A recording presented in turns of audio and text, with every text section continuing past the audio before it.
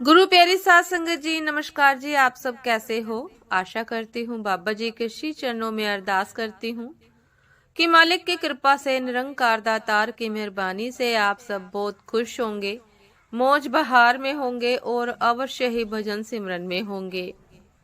साध संगत जी, मैं हाजिर हूँ आज आप सभी से एक बहुत ही खूबसूरत साखी साझा करने के लिए। उम्मीद करती हूँ ये साखी आप सभी को बहुत पसंद आएगी, आपके हृदय को अवश्य स्पर्श करेगी। तो साथ संगत जी, चलिए आइए समय ना गवाते हुए साखी को आप सभी से साझा करते हैं जी।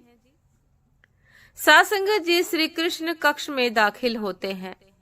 द्रौपदी ने कहा कि यह क्या हो गया सखा, ऐसा तो मैंने कभी नहीं सोचा था। कृष्ण ने कहा कि नियति बहुत क्रूर होती है पांचाली, वह हमारे सोचने के अनुरूप नहीं चलती। तुम प्रतिशोध लेना चाहती थी और तुम सफल हुई। तुम्हारा प्रतिशोध पूरा हुआ। सिर्फ दुर्योधन और दुशासन ही नहीं, सारे कौरव समाप्त हो गए। तुम्हें तो प्रसन्न होना चाहिए। द्रौपदी ने कहा, तो क्या इस युद्ध के लिए पूर्ण रूप से मैं ही उत्तरदायी हूँ कृष्ण? कृष्ण ने कहा कि नहीं द्रौपदी, लेकिन तुम अपने कर्मों में थोड़ी सी दूरदर्शिता रखती तो स्वयं इतना कष्ट कभी नहीं पाती। द्रौपदी ने कहा, मैं क्या कर सकती थी कृष्ण? तुम बहुत कुछ कर सकती थी। कृष्ण ने कहा कि जब तुम्हारा स्वयंवर हुआ तब तुम कर्ण को अपमानित नहीं करती और उसे प्रतियोगिता में भाग लेने का एक अवसर देती तो शायद परिणाम कुछ और होते।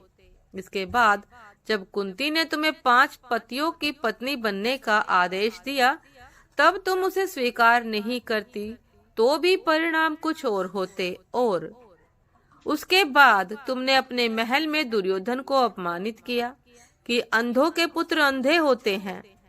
वह नहीं कहती तो तुम्हारा चीरहरण नहीं होता, तब भी शायद परिस्थितियां कुछ और होती।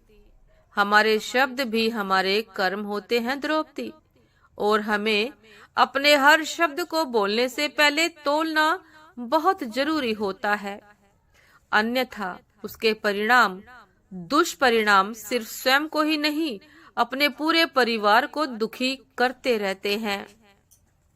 संसार में केवल मनुष्य ही एकमात्र ऐसा प्राणी है जिसका जहर उसके दांतों में नहीं, शब्दों में होता है। इसलिए शब्दों का प्रयोग सोच समझ कर करें।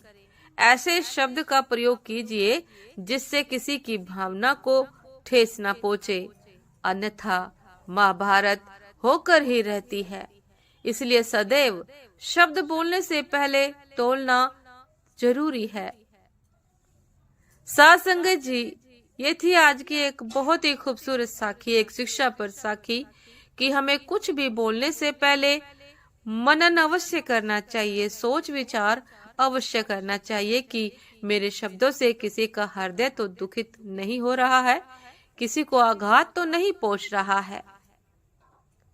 साथ संगत जी, यदि हम इतना कार्य कर लेते हैं, मनन कर लेते हैं, सोच विचार कर लेते हैं, तो साथ संगत जी हो सकता है कि घर घर के महाभारत को होने से रोका जा सके। इसलिए सदैव शब्दों को तोलकर इस्तेमाल करिए। बोलने से पहले विचार अवश्य कीजिए। साथ संगत जी, ये थी आज की एक बहुत ही खूबसूरत साखी। उम्मीद करती हूँ ये साखी आप सभी को बहुत पसंद आई होगी। यदि पसंद आई हो साथ संगत जी तो लाइक, कमेंट, शेयर करना ना भूलिएगा।